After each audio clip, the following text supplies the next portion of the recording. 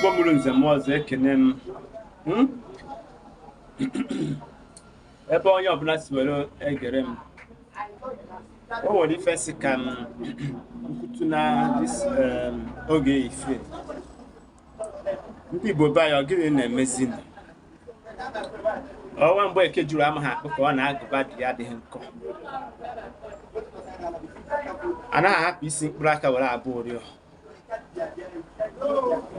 ụrụ dị asị ka ife na-ekwu ya bụ ife o nweghị onye chọziri ịgba mbọ onye ọbụla chọziri ego mbute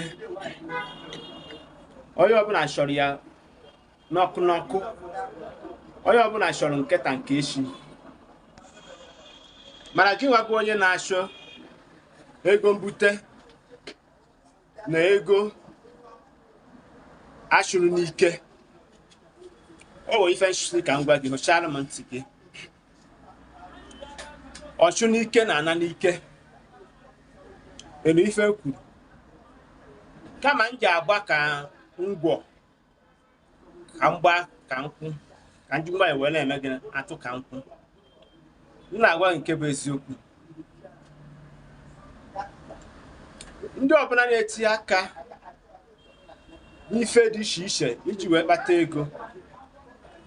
n'ụzọ ezighi ezi biko asị m nụ pụọ taba onweghị uru dị n'isi azụ ifuru isi azụ onweghị uru dị na ya sọ ọkpụkpụ juru n'ime ya ma ya bụ okwu a ị gaghị aghọta ya bụ ife mana mgbe oge zu ka anyị were ya nwayọ ka anyị wepụnata aka enwe n'ofe tupu ọha aka mmadụ ka anyị bido n'ife tụwa ewu ojii tupu chi ejie ndị Igbo be anyị ụlọ maka ka anyị si ekwu nke m atụala ọmalụ mana atụala ofeke ọsọ isi n'ọbịa eje m ekwu n'ọtụtụ okwu mana atụalụ